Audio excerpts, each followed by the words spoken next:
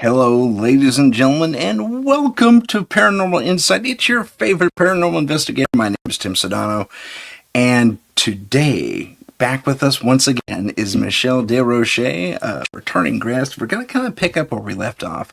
Briefly, before I bring her on, I want to give a little love to Gene Hackman and his wife. They passed apparently from the running theory is carbon monoxide poisoning. Whether that hasn't been officially established yet, but we want to give a little R.I.P. to Gene, a big, and to his wife. Big thank you for a big, wonderful career that entertained us for decades. So, rest in peace, Gene and Mrs. Hackman. Actually, she went by a different name, but unfortunately, I don't have it in my notes. But you know who you are, and you out there know who she is. So, once again, rest in peace, everyone, to them. Whoops, there we go. And now let's bring Michelle on. Michelle, welcome to the show. How are you? Doing good. How are you? I'm good. Great to be back, full form. Looking forward to the topic. To the what? To the topic. The topic. Yeah, our topic's pretty cool. We're talking about time slips, time travel, and we're also going to talk about some other very cool things like drop step-ins and all kinds of fun stuff. And big hello to a Taurus girl who reads, who's in our chat right now.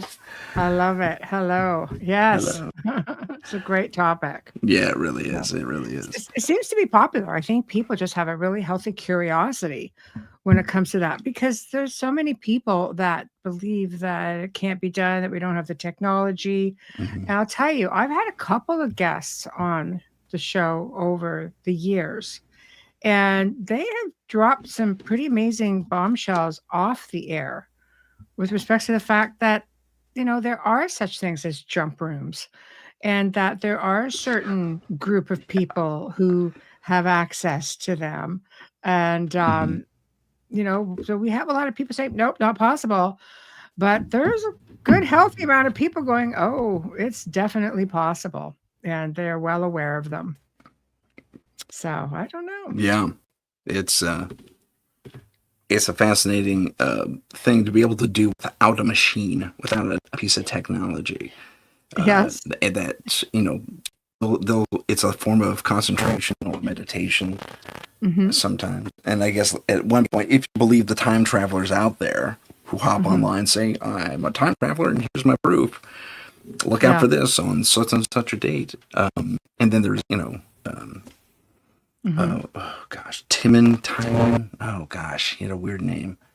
He was like one of the first ones to hop online way back when the internet was brand new. Yeah. One more time. And just vocalize that. That's a big thing back then, because that's sort of like taboo territory. But yet this stuff goes back to ancient times. There's actual accounts of time travel going back to ancient times. The Bible speaking of it, and old ancient texts going back to, like, let's say the 8th century. There's all kinds of stuff like this. Eric Van Daniken talked about it, right? The prophet Jeremiah. Oh yeah, he did. Absolutely. Right. Right. And then we're looking at these ancient texts about King Ravana, who was described, with traveling to the heavens to meet the creator Brahma and return hundreds of years, but into the future. And it didn't last very long. Oh, yeah. And he said when he returned, which was like something like 108, his years, but a yuga, so 108 yugas in his time represents 4 million years of ours. How many? 4 million. 4 million years? 4 million years. Yeah. I know, right? So there's stories in the Quran that go back to time travel as well. This is really, really documented stuff, people falling asleep and they're gone, they come back like 300 years later. Oh yeah. So it's crazy, but this is that's the classic Einstein theory. You leave going away at light speed. For you, it's a year when you come back, but for everyone else, it's 100. because Yeah, they I stayed know. within the time stream. I know. Fascinating I know. stuff. Yeah, it is. You get into paradoxes and things like that, and Mhm. they're just Albert Einstein believed and stated that the past, present, and future all existed simultaneously. It's cool when you think about it, but I don't know. It's just one of those things that we're not really made privy to a lot of that information. But you know, I mean, time traveling. I think we Yeah, just need to look at the Philadelphia experiment for that. that's yes. I mean, that's probably one of the first instances of mechanical time travel that I'm Well, aware of, unless you yeah, count H.G. Wells. no, it's true. It's true. But Nikola Tesla helped with that technology while he Yeah, was still alive. So I don't know, right? I don't It's know. interesting. So where do you It want to is. start? This is all this Well, goodies. let's talk about a well, what's first on your list? You're the guest. Well, Let's talk. I mean, I think if you get, I love getting into stories, but I think to understand some of it, you have to get into these different paradoxes, like the grandfather paradox, which is essentially if you go back in time and kill your grandfather, for example, you're Right. essentially wiping yourself out. So, I think you start getting into these different paradoxes Yeah. of not being able to see yourself. What do you do? Like the bootstrap paradox, which is like an object or person or information was sent back in time and results in this loop. So there's no discernible origin, like Oh, right? yeah. Um, Bootstrap's pretty cool. Yeah. yeah, and when we Classic. talk about information, here's one that I don't know how many people know. You probably are aware, but George Lucas was said to have gone back in time to give his past self the scripts to Star Wars to secure his I financial did empire. not. I have heard of that Uh, theory. I I have heard of know. that. I know, right? This is a big one that was going around. I'm like, see, that's that whole loop thing. That thing's just crazy, but was said to have hi, Janie, to do his thing there. So it's kind of like, so is this a thing? Yeah. So apparently it was, and he secured his future in writing this and in doing all of this, which was crazy. Yeah. But it is crazy. For example, a man going back in time, here's a hypothesis, having a liaison with a woman, returning months later only to have no idea that she was pregnant. Fast forward in time, the child grows up to be the traveler. Mm. We're looping again, right? Yeah, that's the grandmother paradox, I Yeah, think. right. Which I is think it kind is of actually cool. called that, the grandmother paradox. See, Uh, that to me is just it's incredible. yeah, How about that's amazing stuff. multiple universes? Yeah. So going with the grandfather paradox, Mhm. right? So if you kill him and you return back to current time and you don't exist, but your grandfather never had a son, Right. right? Who So gave how him are you you, there? right? Yeah, Yeah, you actually created. The theory yeah, goes that you actually created a quantum schism. exactly, Yeah, exactly, right. it's And kind let's of like talk it's about like Back to the Future too. yes, that's It right. creates an alternate 1985. I know. I'm sure that's happened all over the place. But let's get into the butterfly effect, also known as Mm. the chaos theory. Occurs Hmm. when trivial changes that you get made as we go along over long periods of time. Essentially, the timeline has been corrupted. So these paradoxes become unavoidable consequences of time travel. So enough to alter history. And the multiverse, of course, being many worlds. So I don't know. It gets really crazy. But I found a bunch whenever we want, we'll get there. But I found a bunch of different stories that I've done, in the past, because Mm. I've done shows on it and I love it. And I keep adding to them as I find new ones because it shows you there's stuff going on out there. Yeah, for sure. Are they Uh, military? very true. There was you know what? Why don't you start us off with the most recent one while I do a quick piece of research? Well, okay, you do that. I mean, as far as recent goes, I don't know. Like How's I've that sound? kind of got Hello? some that go into Either different she went times. offline or I went offline. I'm not sure. The Philadelphia experiment. Well, we've got the Okay. Philadelphia experiment. Why don't we talk about the Philadelphia experiment first, since we mentioned it? Okay, let's do Okay. it. So, fact or fiction? So, this happened allegedly around 1943. The main goal was to hide the USS Elbridge, which was a Navy destroyer class vessel, make it invisible to enemy radars, hence a cloaking device. Nikola Tesla was said to be involved, performing all the calculations, brilliant man, and also developing various designs. He was also said to have provided the necessary generators for this. So, where does the time travel come into this? Well, the experiment went terribly wrong, as we know. The ship totally disappeared and got teleported to Norfolk, Virginia. When it appeared, some of the crew members were physically attached or fused at a molecular level to the hull of the ship, and other people ended up developing mental disorders. They were driven insane, caught on fire. Some disappeared completely, and they never found them again. Others, however, reported having traveled into the future. Some crew members reported a lot of strange things like walking through walls, and eventually reappeared in Philadelphia. So, of course, a lot of people think, well, this never even happens. Like, okay, whatever, right? But, Right. right. Mhm.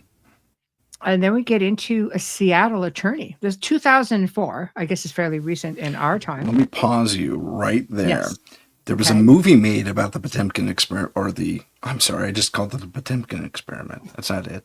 What was it called? The Philadelphia experiment. In Yes. fact, that was the title of the film. And it Yes. was done in like 1986, and they told that exact same story cinematically. And I think Yeah. it was done as a means to say, oh, you saw that in a movie. Yeah. Yeah. I think it was a purposeful piece of I, misinformation out I, there, or I think, yeah, Netflix or Amazon propaganda. has some new one too. And it may have been like the 80s things where they're kind of running around and they're the government just wants to blow up the boat. And this thing is a ship, not a boat. And the thing is popping Right. around. It's showing up in all these different places and they're trying to anticipate where it's going to go. Like, Oh, it was pretty cool the way they did it because the effects were pretty awesome. But I mean, right it on. goes stuff happens, right? Stuff happens. Yeah, yeah. So this attorney, we're going back to 2004. Okay. So an attorney named Andrew Basiago publicly claimed that since 2004, he was a part of Project Pegasus. Have you ever heard of that? Project Pegasus? Project Pegasus. Yeah, it sounds familiar. Right? He said that he stated from the ages of 7 to 12, he was part of a secret government program that worked on teleportation and time travel under the Defense Advanced Research Projects Agency. Which So, is DARPA. yes, exactly. Okay. So they would train children and adults so they could test the mental and physical effects of time travel on children.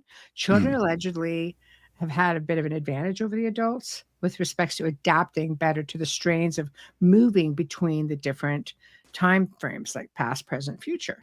He right. made the following claim. He claimed that he experienced 8 different time travel technologies during his time with the program, and it involved teleported based papers allegedly found, wait for it, in Nikola Tesla's New York City apartment after his death in January 1943.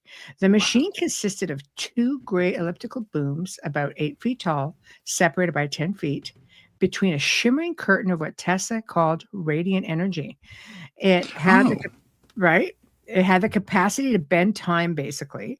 And Andrew claimed that the participants would jump through this field of radiant energy into a vortal tunnel, which, when closed, they found themselves at their destination. But he claims that he can be seen in a photo that he traveled back in time to, which was Gettysburg, amongst other places, while Abraham Lincoln gave his speech. And he always would dress in period tell me clothing. you have that photo. I might. I don't know. 1 second.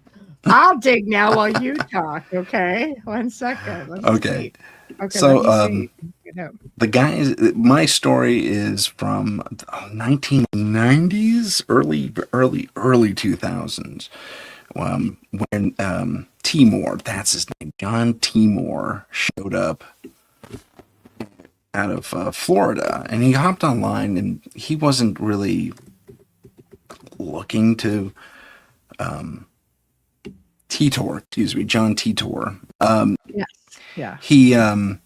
He wasn't looking to necessarily be famous, so he said, but he said, I had an opportunity to go back in time because in the future we developed this device, and it was about the size of maybe an oblong baseball or even a cricket kit, a duffel basically. But it was about that size. So let's say 3 feet, maybe a meter if you prefer. Yeah. And it used, and he was very specific. It uses 2 cesium clocks to sync, and a projected laser field that would encompass and it had to encompass a device like a car typically. It couldn't encompass a human because somehow it would just obliterate organic material. But if you sat inside a car, it was cool. Right. Or something Right. else, or a tank, or whatever, some device that completely encased you. Right. You could, and it would be basically a teleport, from that point in space time to another point in space time relative to that position on the Earth.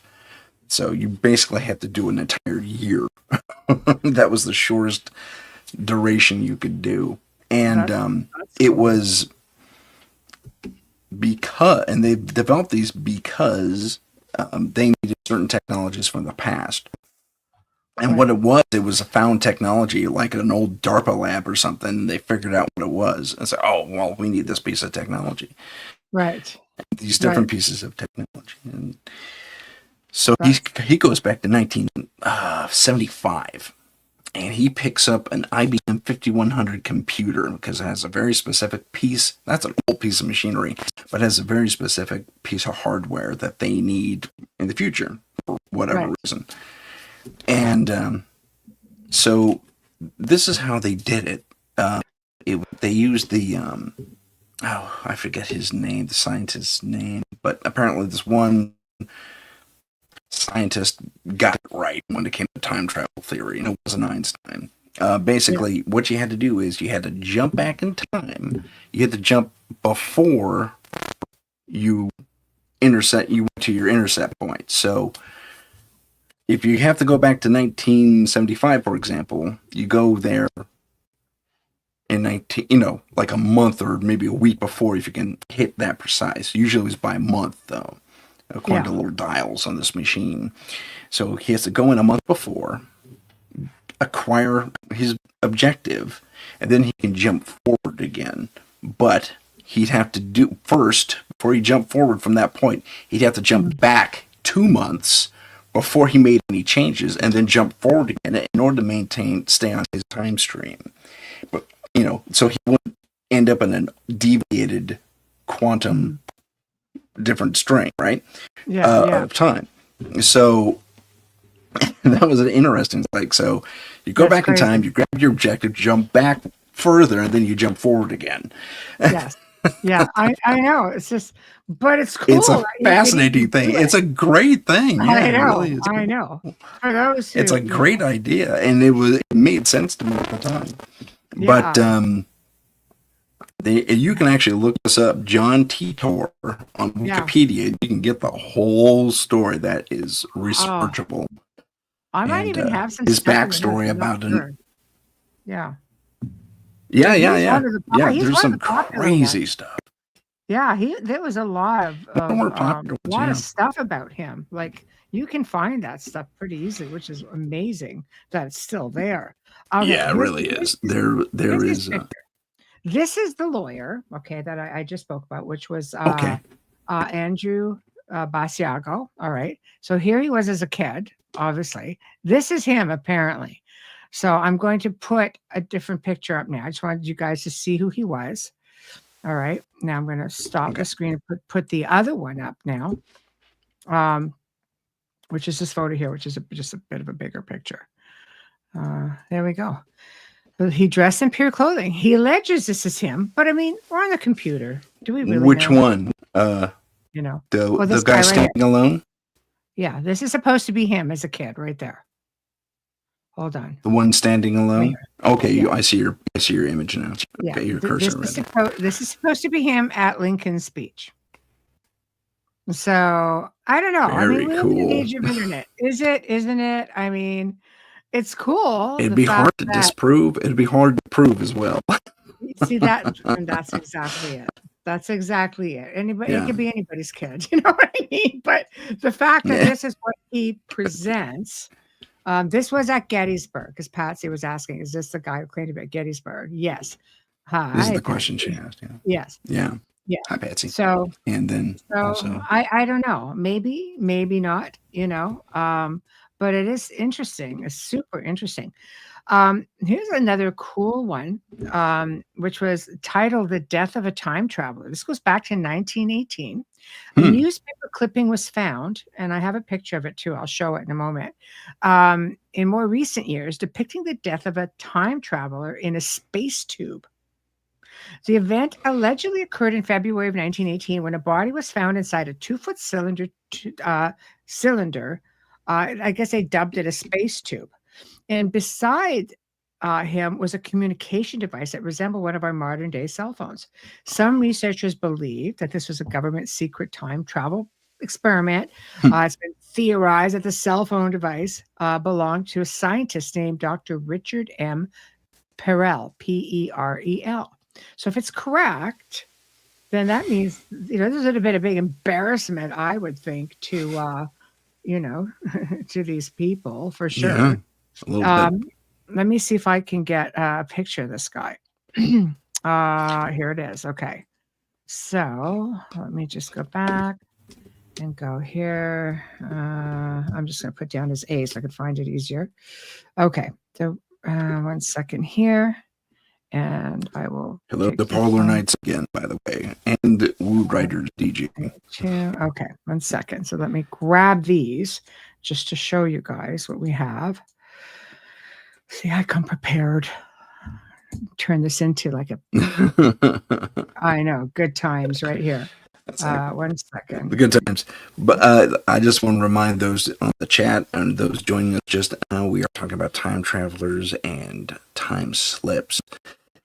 And Right. we have a lot of people in the chat right now. So if you guys have questions, please ask us those questions. We're more than happy to answer them. Oh, very cool. Okay, right on. Well, this was apparently Pictures. like one of the original. They're obviously superimposing. This is the journal they think it was, going back to 1918. This is what it would have looked like, and they found. I'll show you the other picture.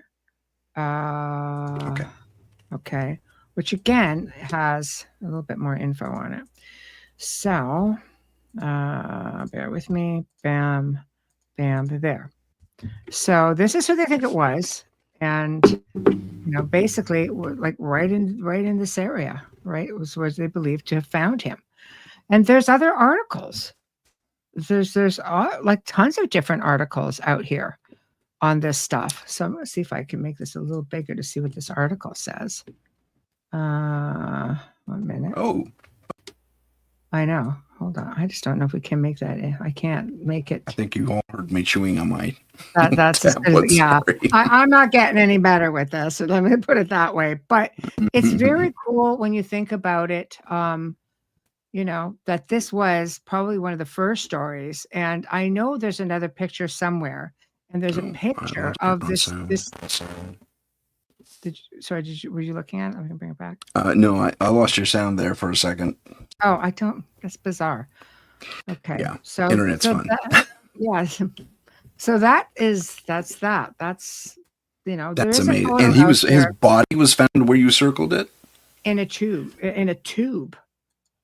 Oh, So there is a photo out there somewhere, and the guy is in this tube, and the cell phone or this device would have been somewhere in there. crazy.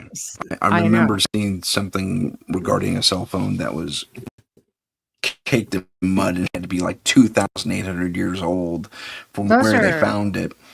We could do a show. And it was a Nokia. It was a Nokia too. It was old school Nokia. I know. we could do a show just on out of place artifacts. There's so many. There's so many things on it. I've done them. They're unbelievable. The different things that are out there. Here's one, 1950. The event occurred in 1950 when witnesses reported a man dressed in Victorian clothing who appeared in Times Square, New York, looking very disoriented. Mhm. As he proceeded to cross the street, he was hit by a car. When officers checked the Oh no. body in order to identify him, they were somewhat perplexed because it made no sense. They found a metal token for beer with a name that no one recognized on it, and tokens back then. Hmm. I want I want a token for a beer. I'd do that. But anyway, you know, it was a receipt for the care of a horse and the washing of a carriage to an address that did not appear anywhere. There were old business cards that belonged to a man named Rudolph Fentz, Fentz. There was an address on Fifth Avenue with a letter to his address in June 1876 from Philadelphia, which was found. None of the objects showed any sign of deterioration. And with some investigating, a bank account was found of a man that died 5 years prior, whose wife was still alive. So basically, it turned out they found um, the daughter-in-law, whose husband was named after his grandfather, because this would have been her husband's grandfather, who disappeared at the age of 29 in 1876. And the case is deemed a common example of a journey that happened against the will of an individual interdimensionally. So did he just jump into a portal or walk into a portal? But critics have stated that the story was made up in the 50s. However, newspaper articles was found to discredit the theory that the story was made up. Wow. So Wow. Well, that kind of relates to the farmer story I told last week, where this guy's just plowing down his dead corn, and he takes a break and he disappears, and his tractor's left running because he slipped into a phenomenon that just opened up. Whether it was on purpose or it's naturally generated, we don't know. Yeah, But that's crazy. and I've had Polar Night's thing up here where he tells us, and I've read this before as well, about a century-old Swiss watch was discovered in a Ming Dynasty tomb that was sealed prior to its opening. Exactly. How the heck did that happen? Because that's a 2,000-year disparagement right there, at least. Whoa. There are some crazy out of place theories that go back billions. Right. They figure hundreds of millions. That's insane. Yeah. Have you ever heard of the chronovisor? Yes, that's the TV thing that the Vatican has, apparently. Well, supposedly. It is. And the Vatican allegedly owns one. They call it a time travel device, which really it's able to photograph things. I've got some examples here. I'll show you. I'm on the fence with it. However, there's a whole other connection in this time and space. Guardians of, I think it's what were they called? The Guardian. I don't want to say Guardians of the Galaxy, but it's something really similar to that. It's crazy, but it is believed that this is one of their best kept secrets, if it exists at all. It was supposedly invented in the 1950s by a very dedicated team of scientists who have remained anonymous. The team also included two physicists, Enrico Fermi and Pellegrino Ernetti Enrico, or Enrigetti. Enrico was awarded the Nobel Peace Prize in 1938 for his demonstration of the existence of new radioactive elements. It's this long thing. But anyway, the device has allegedly photographed and verified the existence of Jesus Christ and his crucifixion. There are theories that the chronovisor was shared with the Nazi Party during the war, so it's no secret that they had close ties to the Vatican, of course, right? That's how the Vatican came out unscathed. So they came out unscathed because they had been made their own country, and they kind of stayed like Switzerland, very neutral. They're a city-state, yeah. Yes. So there are other Guardians of the Looking Glass. Sorry, that's who I was looking for. So I'm going to show you. I'm going to show you these pictures right now. I just have to grab them. I'm going to go to that one, and again, I'll tell you maybe why I'm skeptical about this. as soon as you see the pictures, I will explain why I'm a bit skeptical, at least about one of the pictures. Okay. Okay, so this is the one picture. Okay. But there have been other photographs also. This is just the ones that are circulating. But these Guardians of the Looking Glass used their version of a chronovisor, which was developed to try to stay ahead of what, shall we say, a more elite group of people, are doing out there. So this apparently is a crucifixion of Jesus Christ. So plausible, I guess. Again, with Plausible. technology, it's hard to Sure. say, but this is a thing. And why it's a bit weird for me is when I see a picture like this, and I just want to get everybody's, like, it's almost like there's two separate pictures here, like two separate people in this frame that look a lot like Jesus Christ. Okay. But right, we've got, is this Jesus? Is this John? Is this Jesus? We have to remember the part of the world that he Yeah. came from, Jewish. Would he not have been darker skinned? Yeah. Some polar nudge just said the same thing. So there we go. Exactly. Yeah. Good timing on that. So, like we're kind of like, this is where I have this issue. And with technology, unless it's just an old faded picture, but I mean, everybody looks pretty Caucasian in the photo. So Yeah. Oh, in this photo too. Yeah. yeah, exactly. So, but I mean, apparently these things are used for not just this. This is just something that they've said, look, we went back and we found Yeah. this. So you have to ask yourself, well, where did you find it? And who did Yeah. you really have? Exactly. Right. So I don't know. There's. I'm going to bring up Wire's question as I answer that. The Yeah, I think there's definitely something to be said that they look too Caucasian in the photos. Now, Yes. I to give an argument to that just for the sake of the interview, I would say that even in the region where they were, Jesus was a rabbi. He was Jewish, and so he was a little lighter skinned by nature, and and if that older gentleman that in front of him is Peter was a Roman prior to his service ending, and Darker skin. it's not hard to believe that other Jews would follow Jesus's path. Yes. So you would conceivably have lighter skinned people there. Yes. I'm just putting that out there. Yeah. Okay. I'm with you. I'm with you on that. Okay. So so let's briefly tackle Woo. Actually, Woo. Woo Rider. We're gonna hold off on that question. I'll keep it there, but I'm gonna hide it for now. I'm gonna come back to the AI thing, but Polar Nights. You just have it out for the Catholics, man. I know. If the church was able to see the future, they would have wanted the Vatican crash in the 70s. Fair point. Maybe they weren't looking at the coronavirus that much. It could be super radioactive. You never know. You know what I mean? It's kind of funky. It's cool if it exists. This whole Guardians of the Looking Glass thing is, boy, it's making the rounds out there and has been for quite a few years.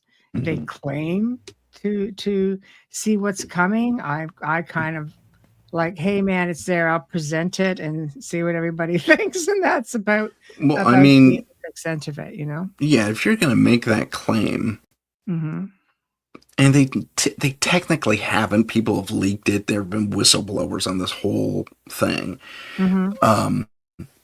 But I mean, if you're going to make that claim, I would like to see why weren't there photos taken of the device and people looking at the device and that type of thing. 100%, because There it's so should have secret, been. But I don't know. There's some pretty big names passing this around at different conventions and stuff. And I remember having one of these people on my show at one point, and I said, "Have you ever heard of this?" And they were like, "No." So I sent them all the information I had because they were on the circuit, just doing similar ideas. And all of a sudden, this thing just started going crazy viral. This person is very, very popular, very well known. So it's kind of like, all right, there's something to it, sure, but I don't think it's quite maybe what it's being made out to be. If it is, I don't think it's ever going to see the light of day. We're never going to have, to that. We're never going to have our hands on it. But what I do find interesting, and this is something that history has spoken about, yet it has never been found, is the dial clock, the Nazi bell. And the Nazi bell, right? Daglaka, yeah. Yeah. That's And great. and the bell was a scientific experiment by World War II scientists working for the SS.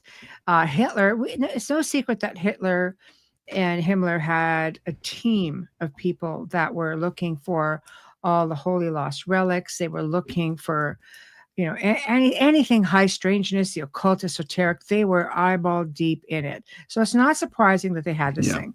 It was made of a very heavy steel, 9 feet wide, 12 feet high. When it was activated, it emitted strong radiation. Several scientists and animals and plant life around it actually died. Many people or many believed that it was no coincidence that Albert Einstein, who lived in Germany before World War II, had moved to America with his own ideas on time travel. But the bell was powered by metals such as mercury, beryllium, thorium, a high frequency power that rotating magnetic fields combined with energy which was generated by these liquids and produced apparently pretty amazing results and became a powerful weapon to say the least.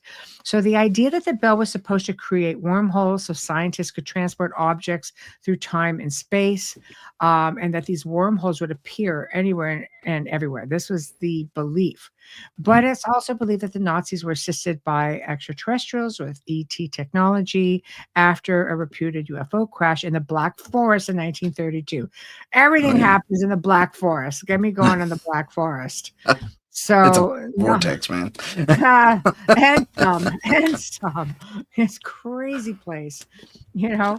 But so if you factor a Mhm. lot of that stuff in there, we know. Oh, see, Polar Knight says the bell did reappear in the 80s and vanished again. So who has it? Where is it? Right? It's mine. I know. Um, German style, it's in my yes. backyard. Yeah, No, exactly. just kidding. I know. It's Well, now crazy. the other theory I held on to, and it was recently discussed by Billy Carson. He said it factually, but I don't know what his sources are. Right. There was a similar crash that came down hard in the 50s or 60s in the middle of I think Kentucky, I think, and it was Yeah. called the Acorn shaped Okay. ship, and the way that they had the same markings on the outside as the Daglaka. They they had the same. There was all kinds of similarities that the ship had, Mhm. and that crashed. And the funny thing was that when it disappeared in Germany around the Henge, as they called it, Mhm. um, which is just a place they literally anchored it because they couldn't keep it from flying away. That's awesome. So- but Yeah. so this thing goes zip, and then it, for what time travels perhaps, and then comes down. Mhm. It apparently appeared in the upper atmosphere at the very farthest, at the very least, rather. Yeah. Comes down, crashes in Kentucky, and they pull it out. And the military was on it, man. They were so quick on that crash that it was phenomenal. It's like they knew it was coming down in that area because they were there in a flash. Just Yeah. barely any time passed when that thing came down, and it it had the exact same markings. I don't know if the swastika was ever on the Daglaka. It wouldn't surprise me, but they didn't describe anything like that in the But the eyewitness swastika was reports. bastardized by the Nazi. That's an ancient Oh yeah, symbol it that's been was around for very ages. ancient. Yeah. Yeah. So, it's like taking a pentacle and turning it upside down.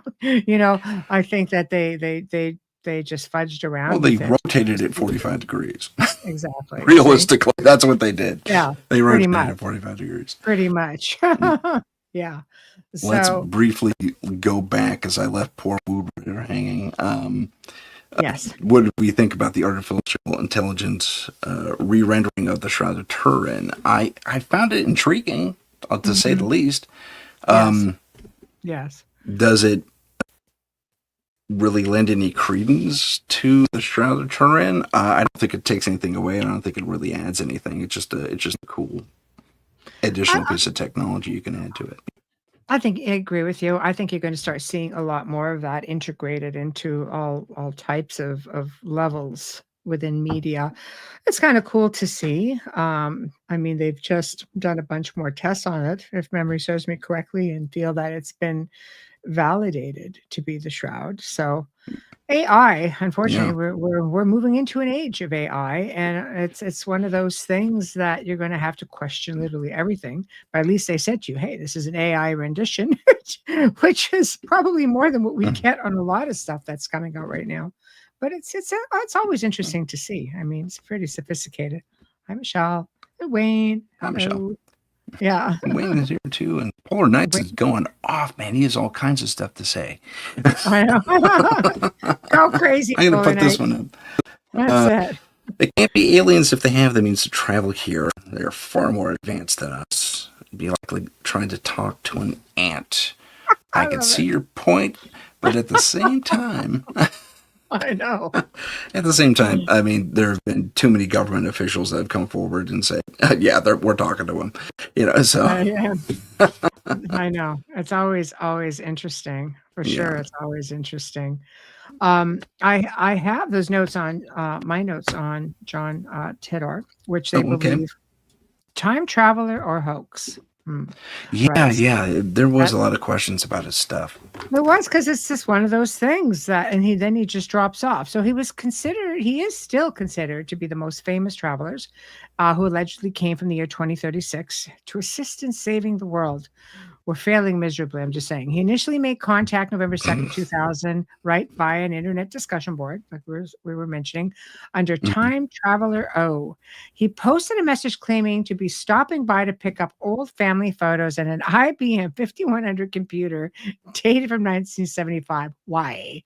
But within the following 4 months, he would post about future affairs such as civil conflict over a U.S. presidential election and mad cow outbreak. Been through that. Impending nuclear war with Russia. Been through that. After 4 months, on March 24, 2001, he signed off claiming he would return in 2036. Man, We gotta wait that long. we have to wait that long. I know. I know. So it's just like, But another man named Alexander Smith was a participant in a top secret program, which eventually made him one. I'm mentioning him because it made him one of humanity's first time travelers. He has a photo from 2118, smudged, but seems to show a high rise center. He claims that there is danger of AI, speaking of AI, taking over. However, the biggest threat to humanity is global warming. So I don't know about that, but I mean, Hmm. I don't know. I don't Well, know. I'm familiar with the story. He actually goes through and he talks, like you said, to this AI, and it's limited. You can only be there because of the radiation output of this thing's power core. So you can only be Mhm. there in this little boxed, protected room, but even that isn't enough. You can be there for like 18, 20 minutes, something like that, Yeah, and maybe longer. yeah, But you can ask him a series of questions, and he kept asking historical questions, and then he had to leave. And he also mentioned this really cool thing where there were these tubes running throughout the city that he was staying in, and they weren't. It was like a freeway, but for people, and you can jump into it, and you were just kind of either magnetically propelled or maybe propelled yeah, through air. I'm not sure how it worked, but yeah. it was there was a trick to slowing down and getting off Mhm. at certain stops, and these kids, these teenagers, rode that thing like constantly. That was their iPhone, basically. Right. That was their thing, and they would always do tricks and stuff in there, and they get in trouble by the robot police, Yeah. as he Yeah. pointed out. So that was Yeah. interesting. Yeah. It is interesting. There's just so much stuff out there, and it's like you get to a point where you don't even know what to believe anymore, really. I mean, I believe anything's possible. I believe there is a lot more technology out there than what is told to us, you know. And again, I do have a picture of this Alexander Smith if you guys want to look at that picture. Yeah, let's Um, take a look at Alexander. well, he shows him in the picture of those buildings, right? And then I've got a picture of oh, this is the traveling hipster. I got some good pictures I'm gonna show. These are great. Okay, 1 minute. 1 minute. Let's just Okay. kinda go from there. This One will be minute. I fun. just want to acknowledge Heidi here real quick. Thank you for posting all that, Heidi. I'm sorry you couldn't find the link more immediately. Wanted to thank you for helping us spread the word. Thank you very, very much. Heidi Um, rocks. Heidi Okay, does you all rock. rock. She's amazing. Yeah, we love you guys. All right, here we go. So this is this guy I was just talking about, Alexander, who's got this he had a photo from the future. Oh This is it, yeah. right? I don't Uh-huh. know. Again, it's kinda like, all right. But it's I cool he's mean, trying to show, like, "I have this photograph, and this is what it is." It looks kinda too bad your futuristic. cameraman didn't know how to focus things I know. because he's focused and the camera. I I know, was like, I know. what's more important, buddy? I mean, But it that's a cool looking city. Those are really weird looking buildings. They look like the foam finger #1 things. mhm, Uh, mhm. I but know. that's pretty cool. If that's legit. I Oh, mean, what year was this for him? for him, Relatively? this Alexander was in, hold on a second. Um, it's a picture of him from 2118. It said, Okay, and smart, what year did but he come back to? I no idea. No idea. It doesn't say at all. 'Cause I am thorough. If it was there, I found it. But he's showing that this picture is when he traveled to this back to 2118, and that's It's a what cool the looking building. future city. I'll have to say that. And I know. did he say that thing was floating, or am I misremembering that? He did not. What he said was, he just seems to show a high-rise center Hmm, and made claims about, AI taking over and that kind of thing. gotcha. So it's sort of like, okay, you know. And then we've got the, the best time travel photos. Okay, you want to see these? Uh, Yes. uh, I like the one. If you have the one from the Charlie Chaplin film, that would be awesome. I don't know. I'll have to actually see. I don't know what's here. I've got a list. There's a traveling hipster, Marilyn Monroe, Polar the Nights, traveling dude. I hipster. love this guy. I know it's great. It's got cell phone artwork. But hey, have you guys Okay. even taken consideration into those celebrity lookalikes, or are they family lines? Oh, interesting. Yeah, the time travel. Are you talking about the time travel, like Nick Cage in the Civil War era versus Yeah. now? Oh yeah, Mm, yeah. okay, right on. I've Wayne, got a few. welcome. I've got a few of them. 1 second. Do you want to look at them? I think they'd be Yeah, hilarious. let's take a quick look at them. Okay, one Um, second. for those who don't know, who are just joining us, we are talking about time travelers, time slips, and other strange anomalies. Um, Polar I Knights know. also mentioned something regarding our AI, our little pass with AI, that Google tried to escape, basically. Google's AI tried to get out. That's awesome. I guess, maybe. I don't know. But that's interesting. I've also seen the video that supposes that somewhere in a warehouse in, I don't know where in Asia, either Japan or China, that these little cleaning robots that they have, with little yellow lights on them, Yeah, one, yeah. they're run by AI, and one of them kind of became self-aware and convinced his buddies to become self-aware, or programmed them, and they left the I floor. know. I It's like, know. I we're know. walking out, man. You gotta, I don't know where we're gonna recharge.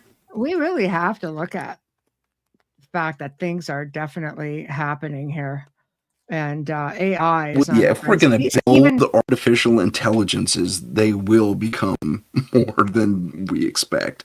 I mean, they're well, going to get Stephen their job Hawking is to even learn. talked about that, right? Like he even said, "Look, do not do this. We've been warned about this real early on." And then Google's was a fine example of that. That thing was crazy, and it just wouldn't take direction. But the guy got fired for even trying to bring it to attention, Yeah, or yeah. somebody's attention.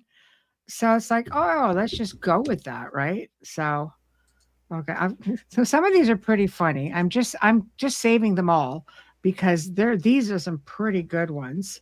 That sounds good. Uh, I know they're just great. Well, I figure while you're talking, I'll just grab these 'cause I have them in a file. So I'm just Well, trying to grab them. we're talking about potential celebrities like Nick Cage as an example, who has Yeah. Oh, yeah. Some of seen the these are time great. travel, and Dolly Saffron. Hi, Dolly. I think Says that genetics are love you. interesting. Any number of combinations across all ethnicities can replicate the number the numbers of happening in our humanity are high. And she's Mhm. absolutely correct. I have a family twin from like 3 generations back. Yeah. We look exactly alike. He was a great uncle or something like that. And I love And that. yeah, so Right? it does happen. Oh, I know. I love that. Okay, one second. Let me just grab some of these. Some of these are great. And when these were all done, they were before. Um, I don't want. I've got tons. I'm not going to do them all, but I'm going to definitely bring up some popular ones. Um, okay, hold on. And then we've got. Where was the first one? And a quick hello to Michelle. I waved at her before. And Diane just joined us. Welcome, Diane. Okay. So we'll start with number one. We've got two here. This is the famous Jay-Z one, right? Everybody sees this one. So here we go. Right. Right? It looks pretty compelling. Right. It looks pretty good. It's It not looks that far off. Yeah. no, not at all. I think it looks Yeah. okay. you know. Um, and then we've got Greta, good old Greta. This one, you guys will know her to see her. But there's a couple here, and again, this is pre the the whole AI thing. Oh, These Thurberg. got Okay. these got presented a few years ago. When we did a Crazy. quick segment of the gray zone. So this was one of them. And there's another one of her as well. Seems to be pretty popular. But again, it's just a colorized version of Yeah. so hold on. Present it up. We'll get through them pretty quick. But it's it's Polar interesting. Knights gave us this. This is sort of I know.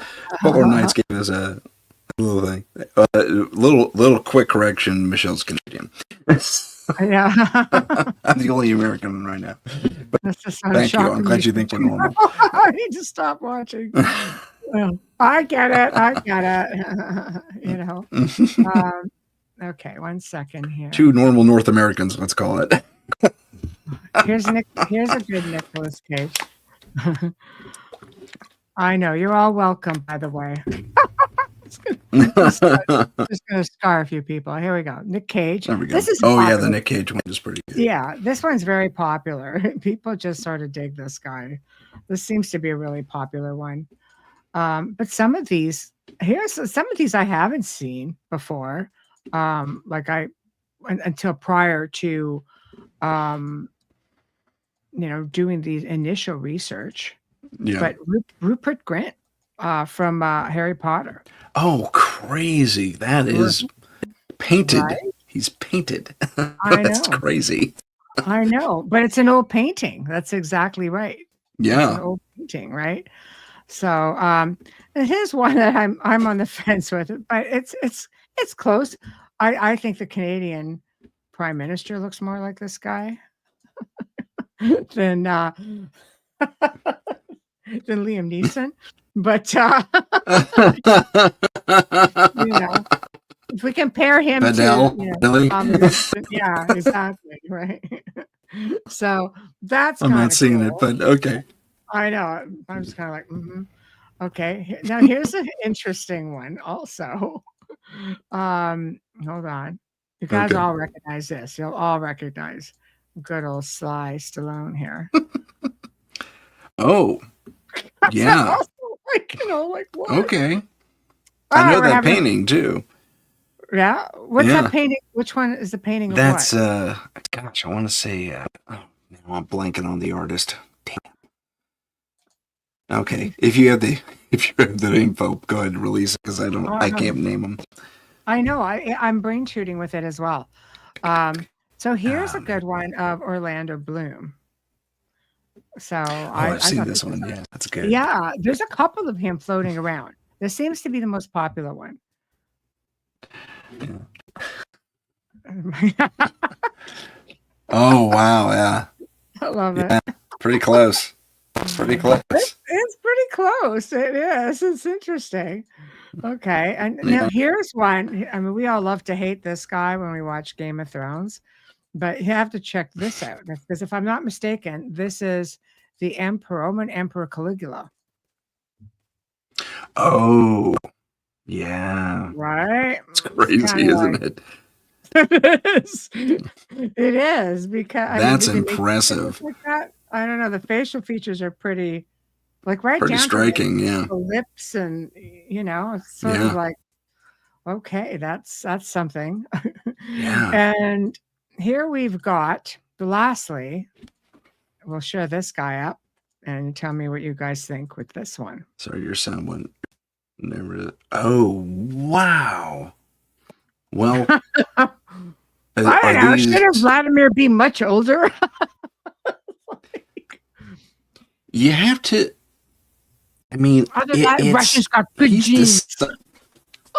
Well, yeah, I was gonna say something close to that. There's a lot of I don't know what it is about the Russian people specifically, and it's not limited to just the Russians, but I've Yeah. seen similar pictures of friends, Russian descent, and they have pictures of their great grandmothers or grandfather. They show me. It's like, does that look like me? Because I don't see it. It's like they're virtually identical, and these are the first two are 20 years apart, so it could be Yeah, which would it could be be brothers or normal, father son thing, or but and yeah, Putin's I features think are it's pretty cool. distinctive, so it wouldn't surprise me that he had relatives that looked a lot like him. Oh, for sure. But isn't it cool just to see? Some of them Yeah, are so are just incredible, yeah, So yeah. So I don't it know. I really thought is. those were kind of fun, right? Absolutely.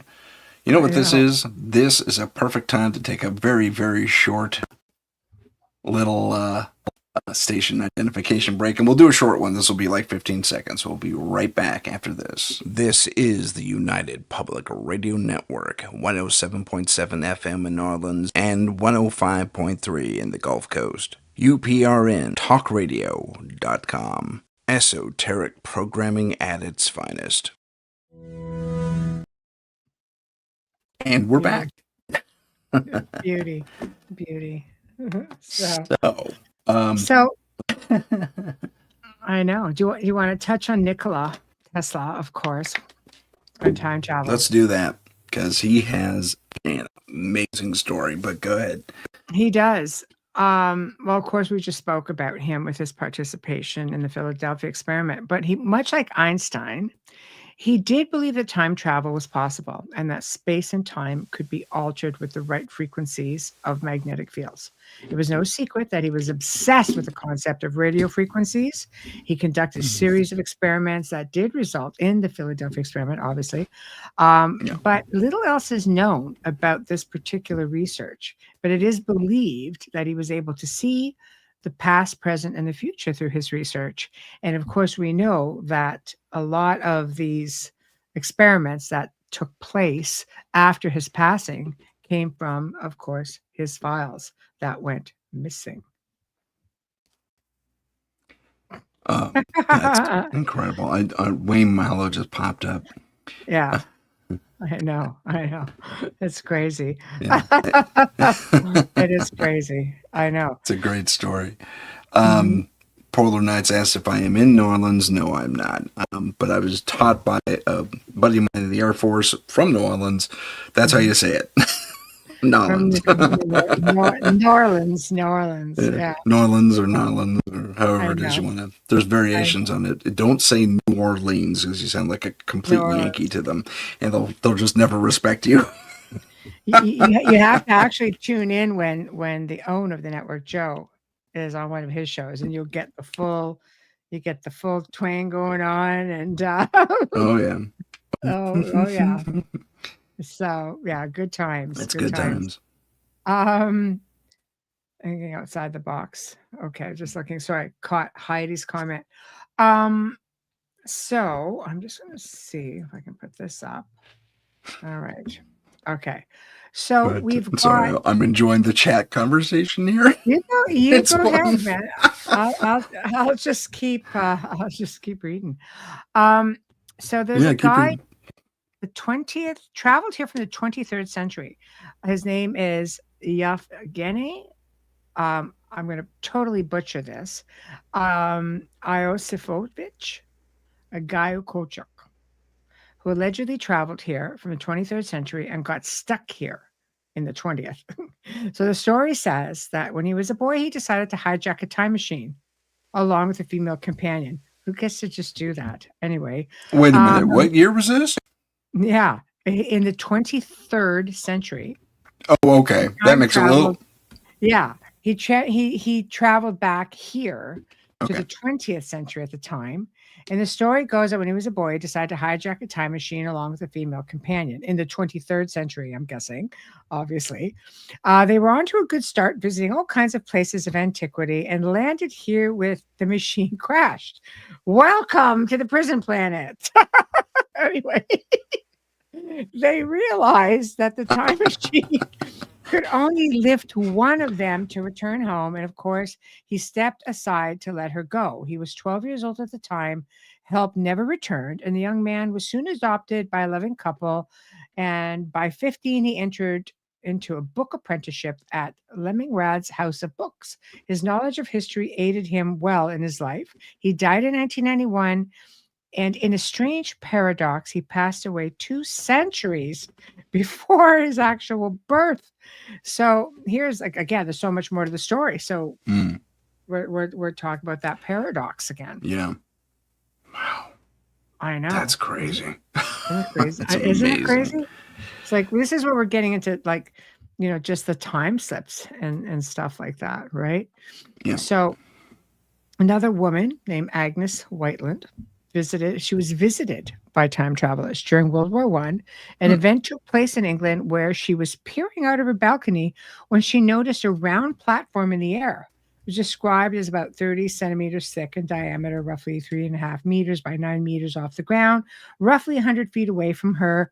It did not appear to have any propulsion engines at all, nor did it produce any actual noise. And there were 8 to 12 men standing in a circle on this platform that seemed to be looking for something, but they looked like military personnel. So this again, World War Hmm. One. So the event has been researched by many experts, and the results could not find valid explanation for this sort of transport and was deemed an isolated event. So aside from noticing the uniforms were not of the present, it was determined that they were visitors from the future. And the event remains Hmm. pretty much unsolved. But the fact that it's still out there to be found, I thought was very, very interesting. Because Wow. normally That we is like strange. don't I've talk not about heard things that like one that. before. Well, even in World War One, Yeah. you had pilots who had UFO encounters and were said, you never talk about it. There are Oh, yeah. more deathbed confessions from these guys who talked about on their deathbeds to their loved ones, this happened. You got to keep the story going in the family because it happened, but just we were not allowed to talk about it. And then Right. you get a story like this. It's like, oh, hey, that's all right. Yeah, that I one don't we'll know. let go. That Yeah, one you we'll can let talk that about. weird one go for sure, right? Like, so I don't Huh. know. I don't know. So, but when you're looking at, I mean, let's face it, we know that there are stargates pretty much all over the place, vortexes, vortices, people. It's not hard to create a portal. They're pretty easy to create. There's a lot of really gifted individuals out there who know how to create them. So are people just kind of, slipping in and out? Because I think I mentioned it in closing on the last show, that I personally like know of two stories. One came from one of my family members, was somebody he actually knew, and then Wayne actually has a friend who I also know who did the same thing. So essentially, both were kids, both were running around the house playing, and all of a Oh, sudden, right, they're gone. They're just yeah, gone. right. And they could hear their families. They wander into the house. Nobody's around. Two very similar stories of kids just playing. And they decide, oh, just going to start running around the house the other way. Kid logic. And Kid logic, all of yeah. us, right? All of a sudden, they show up and the parents are like, where have you been? Like, you've been gone for hours. And the kid's Oh, like, I yeah. can hear you. I can hear you calling me. Like, but they couldn't get back. So what is that? Is that this energy thing, frequency, altering the frequency or the vibration of the I space? would assume. I mean, there's probably a lot of things that come into effect. Where did they live? What was under their soil? Was there a lot of Quartz? iron? Is there a lot of Yeah. quartz? Is there? Quartz, water, limestone. A lot of that stuff stores a lot of weird, exotic energy. Believe it or Mhm. not, and sometimes it releases, and it takes certain frequencies, and those kids run around screaming at bizarre frequencies may have been just the right frequency to open that weird fold. Yeah. You know, Yeah. it's bizarre because certain harmonics can vary. They destroyed cancer cells recently with certain harmonics. Yeah. Just aimed it at this one cluster of cancer things, and then the thing broke up within a few minutes. Yeah. It's crazy, And it was isn't a it? bizarre, really off-putting harmonic, but it worked. Mhm. So who Uh, knows? that's Tesla was probably exactly right it. on when he said something about frequencies. Sorry, go ahead. No, I absolutely agree. Everything's vibration and frequency, you know? And we're learning It's that more and more, fortunately. I'm Mhm. glad. I know, for sure, for sure. Do you want another story? Sure. Got a bunch of them. Okay. So people actually speculate whether this story actually happened. And it's actually a time slip from 1935 with a man whose name was Victor Goddard. This one's a bit of a mystery. There are a lot of people that believe him, and like they believe he did, in fact, experience a time slip. Others, Mm. so you guys see how you feel. This is incredible. This was an incredible story. I have seen. It's funny because after I presented this on one of the other shows that I did with Joe, um, it wasn't long before Ancient Aliens portrayed this. So, but here's the deal. Victor was a Royal Air Force Wing commander on a flight from Edinburgh, Scotland to his home base in Andover, England, and decided on a particular day to take an alternate route from Durham, Scotland. And he encountered a storm, and the plane was engulfed in high winds and it began to fall. He passed over a debilitated aircraft, which was constructed during World War One, which had been converted to a farm which was overgrown with foliage. Okay, so not inhabitable. So on this day, something was very different. The airfield, which he knew about, to prior flights, looked different. The scenery itself appeared different.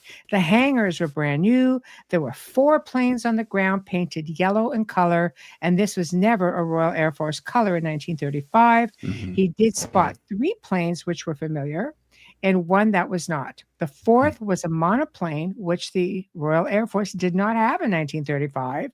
Even the mechanics on the site didn't dress like Royal Air Force mechanics. So as the storm engulfed the plane once again, he was able to get on his way. So why was this dubbed a time slip? He was actually witnessed at Drum Air Force Base, which technically never existed in 1935. However, in 1939, 4 years later, the Royal Air Force was equipped with everything that Victor spotted when he flew over it. and they started to paint their planes yellow, and the new monoplane was introduced in 1939.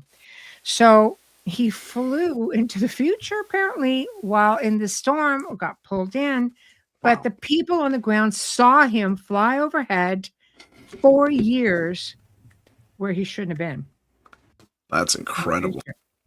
Isn't that That is wild? incredible.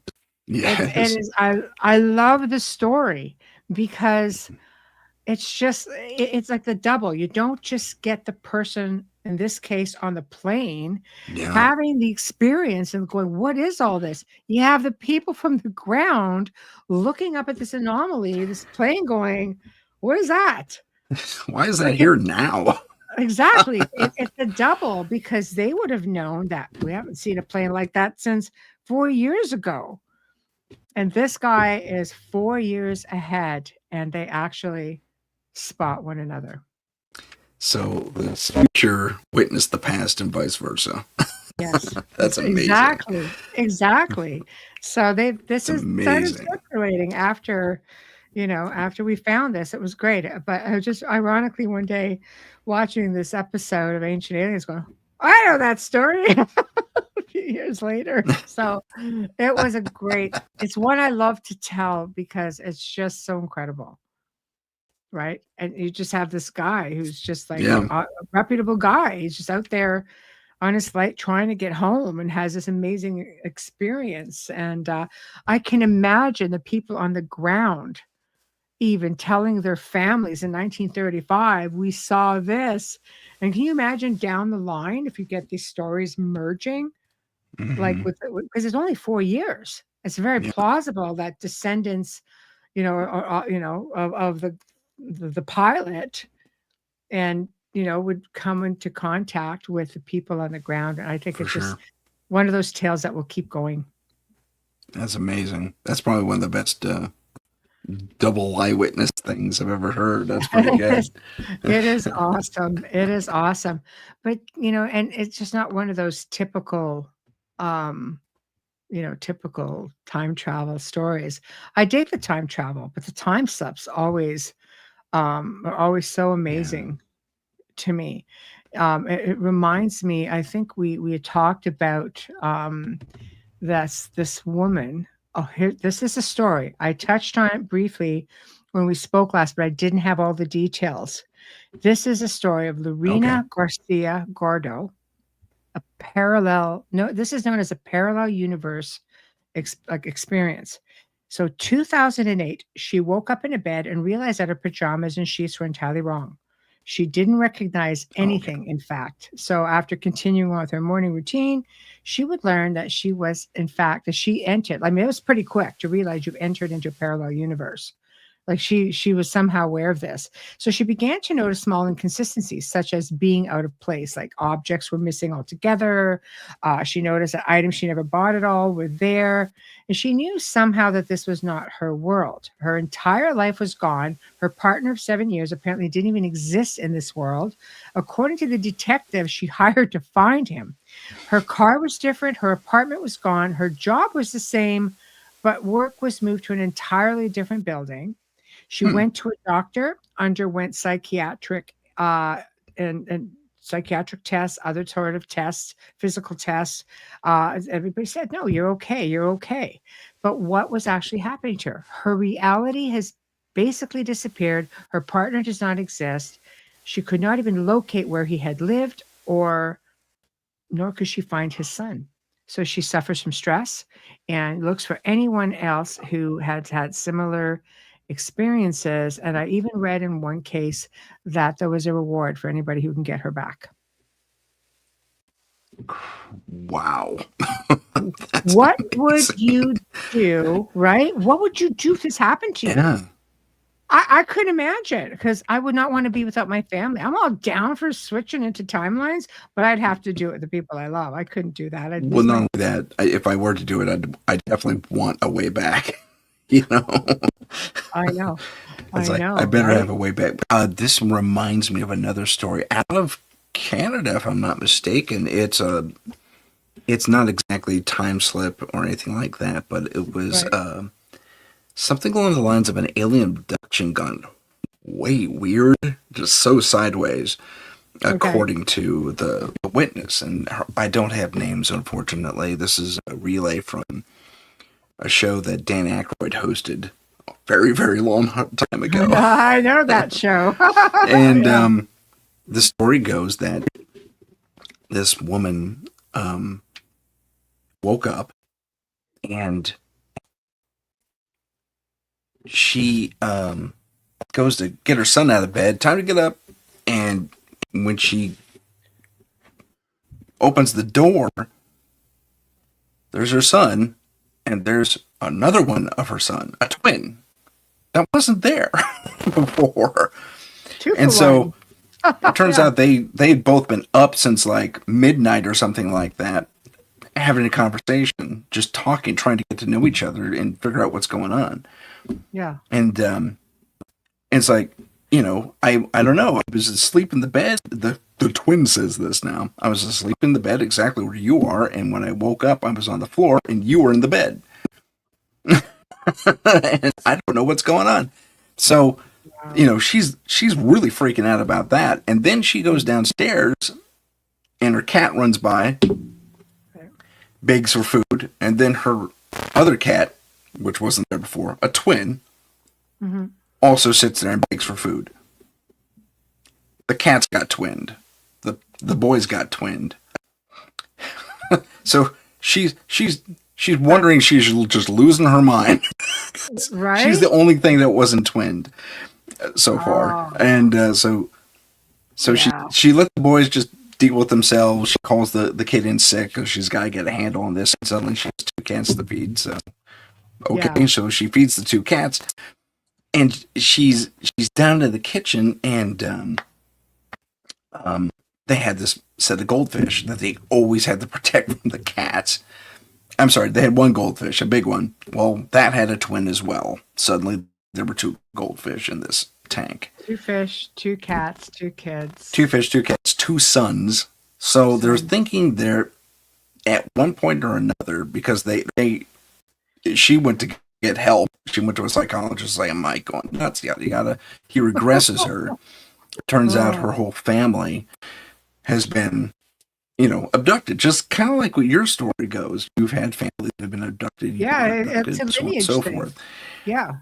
Yeah. And yeah. And so it turns out this was happening to her, it was happening to her son. And the only conclusion that they could come to is like they were duplicating you for experimentation, and somehow someone hit the wrong switch or something along those lines, and suddenly all these twins were in the house, except for her. Which is weird. And apparently they've been there ever since. And like suddenly there was this twin kid that just came out of nowhere.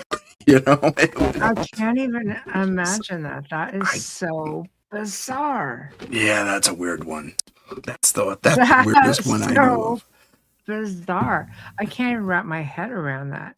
Yeah, that's a tough one, isn't it? In Everything gets Canada, no less. twinned except Great. you. Right? I know. I know. Everybody except you. You're the only one that, like, why didn't they want And to the funny thing was the boy, the new twin, Mm, had all the original's memories. So there was a real identity crisis there. It's like, oh gosh, suddenly I'm a separate person. right. So That's that is crazy. That is crazy. That takes things to a little bit yeah, of that's nuts. a different level there.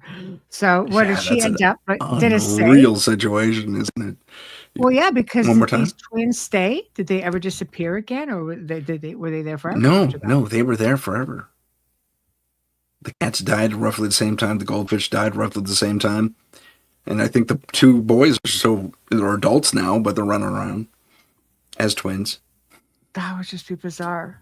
How does like twin number two even explain any of that? That's Right. just I'm not sure what they made up to explain him away. My guess is that they said, "Oh, Dad had him for a while," because she was a single mother. right. Dad had him for a while, and then he got sent back to me. I was like, all right, but Oh my that's God. just a guess on my part. But Wow. nonetheless, I mean, Yeah. God, yeah, you're absolutely correct. I could not even imagine waking up to two of my kids when I only had one. You know? It's And insane. It's yeah, insane. Um, you know, I wanted to like touch on this deja vu theory because it's believed that when you have deja vu, you're actually looking through a window into a parallel universe. I've never heard that theory, but when I read about it, it actually made a lot of sense because many of us have experienced this. Like who hasn't experienced a deja vu, where it's like, yeah, oh, like some place is familiar yeah. to you, or a situation, or an event, But I think it was happening so much, the scientists started to take notice of it, and they started studying the phenomenon. They thought maybe there was a glitch in our memory system. Psychologists suggested maybe that it was Yeah, something about something the that prefrontal cortex or something like that. yeah, well, something, past life memories. Like they really just couldn't put their finger on it, but there was in fact a connection between deja vu and parallel universes they found. And Dr. Michio Kaku, who we've seen on many different shows, Yeah. Ancient Aliens is a big one, suggests that it may even occur while flipping between different universes, and explains that quantum physics state that there is such a possibility. He goes on to make mention that Professor Steve Weinberg, famous theoretical physicist and Nobel Prize winner, supports the idea of a multiverse. Okay, we've talked about that. Mhm. He also suggests that there's an infinite number of parallel realities which coexist with us in the same room. Explains a lot, time slips, things like that. But Yeah. what he goes on to say, which I find interesting, because this is something else that many of us experience. I certainly do on a regular basis. But he says that we are tuned into frequencies which correspond to our the physical reality, like radio frequencies, but we just can't tune into all of them. I always say different radio stations, different dimensions. You can only listen or be in one at a time. But do you ever lay in bed at Yeah. night and listen in silence and hear radio broadcasts would seem to come out of nowhere, sometimes barely audible? And you ever actually able to hear some of the voices that come out of there? I've been doing listen to this stuff for like my entire life. And now with these Really? towers, ugh, for sure. Now with these towers and Oh wow. microwaves and everything, there's so many more new frequencies that have been introduced into our environment from one time where we were kids. I've Oh yeah. always heard this, always, always, always, and even more so now, right? That is amazing. Listen You know what though I've been on hearing? Well, it unemployment. didn't start happening for me until, like you said, we started getting cell towers in our neighborhood. Mhm, mhm. But I hear, and I don't know why, but I tune into like 70s and 80s AM radio kind of a thing, but just That's the what I'm saying. music. Yeah, it's just but there's a lot of that. That's what I mean. Like there's so Yeah. much. So obviously we're tapping into these different frequencies. And Wayne says once you get to the point in your life where you die, the deja vu experiences seem to disappear. So I get when you Oh, died, that's so is that NDE? Because Wayne had a crazy, everything happens to this guy, had a crazy NDE experience. So is that what you mean there? Because you're not dead, obviously. Deja vu well, you're experiences. saying the alternate you died. I mean, that could be some of these more, Yeah. visceral dreams you have too. That actually, in Mhm. fact, it was even explored in the Doctor Strange movie, where Yes. oh, that's what dreams are. They're your alternate lives, and yeah, I Yeah. mean, we've all had that dream. Hell, I remember vividly when I was like 11 or 12 or something, Mhm. having a dream. I'm swimming in my grandfather's pool, very clear Yeah. color dream, Yeah. and I'm swimming in my grandfather's pool, and I get a hitch in my leg, and I can't get to the bottom. And they're all partying and enjoying the barbecue, and they don't see me drowning. Oh, And until the last possible minute, my stepdad dives into the pool, and I can't hold my breath anymore. And I inhale, and I feel the water go into my lungs, and then I wake up. yeah. When but when you dream about death, it actually means it's the birth of something new and the end of something old, new Interesting. beginnings. So Yeah. when you dream about that, is it usually at a is this recurring or just once in a while It was or just the one one thing? thing for me. Yeah, see? So they say you have to look at what I, you have going I on in your lost life your at the audio time. feed again in my ear. Really? I don't know. I got nothing. Everybody hearing me? Is it Can you or say that? Can you repeat that for me? is it just him? No. I said they say when you dream about No, death, you have what? no, keep going, keep going. Okay, can we hear me now? I feel like I'm in a Verizon Yeah, I can hear commercial. you. Can you hear me now? No, they say when you Free plug. they say when you are when you dream of death, you should look at what's going on in your life current at that current time, because it really does mean that it's the losing one thing and starting something new, new beginning, whether it be the birth of a child or the birth of a new situation and the end of an old. Death doesn't actually mean death. Gotcha. Yeah, That's which is kind of intriguing. cool. Yeah. So, yeah. So time slips are much different, of course, than time travel. And there's a Yeah. lot of cool time slips. So when you look at a time slip, if you start just looking, it's a temporal distortion, right? An event that Right.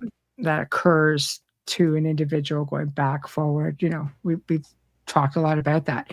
But there's more stories of obviously time slips than there are time travel. So there's one from Cumbria, England, on a hot day. Mm. The woman's name is Angela. On a hot day in the mid 1970s, she and a friend walked onto a footpath, roughly 15-minute walk. She claimed that she started to feel apart, just apart, as she explained it, from everyday Mm. world. A very strange feeling for her. She felt that the atmosphere felt increasingly heavy, as though there were thunder in the air. They turned a corner and both saw a very old-fashioned cottage that appeared to be from the Middle Ages. The problem was that they had never seen this cottage before on their walk in this exact spot. She felt as though Mm. there was a very uncanny feeling about the place, and when the door began to open, they both fled. When she returned months later, she could not find the cottage, and of course, her friend never spoke of it again. Of Her course. friend was in complete denial. "Nope, not doing it." I Didn't get happen. that. I get that. Nope, not gonna do that. So, Wow. That's I crazy. know. That's You s crazy. I have, you hear about these things when you're vacationing and stuff. It's all oh kinds of cool. yeah. That's always comforting, isn't it? I know. Far away from home. Where am I for real? Right. Yeah, yeah. There was something similar. This is more of an alternate dimension slip Okay. that happened in, I think, at the border of Utah and, or is it the border of Arizona? I could see Arizona. I think Oh it my is Arizona, actually. god, for sure. So it's the northern border of Arizona, and these college girls are heading home, and they're one of these dorms where there's a curfew. And if you don't beat the curfew, you get demerits. And I don't know. This is back in the 60s or 70s when this happens. Right. 70s specifically. Mhm. Because the one girl who was driving, it was her car, and she had this cool muscle car, right? So she's driving along, her two friends are in the back, and they're in a rush, and they're speeding down, and they're saying, "We are never going to make it to campus on time. Let's take this Mhm. shortcut I've heard about. It should be coming up here." Mhm. And well, where is it? And remember, they're in the desert, man. It is black. The only light is their headlights and maybe a little bit of moonlight. He Mhm. says, "How am I going to see it? Because we're going, He says, "Well, it actually has a lamppost there to highlight the sign." And so, oh, Right. okay, great. So, Mhm. sure enough, they see a light up ahead. It's a lamppost going to, I forget where, but it's a shortcut. It'll save them like at least an hour. Mhm. So they take this shortcut, and she's a bit of a hot dogger, so she's got her foot to the floor the whole time. They drift around the corner, and off they go.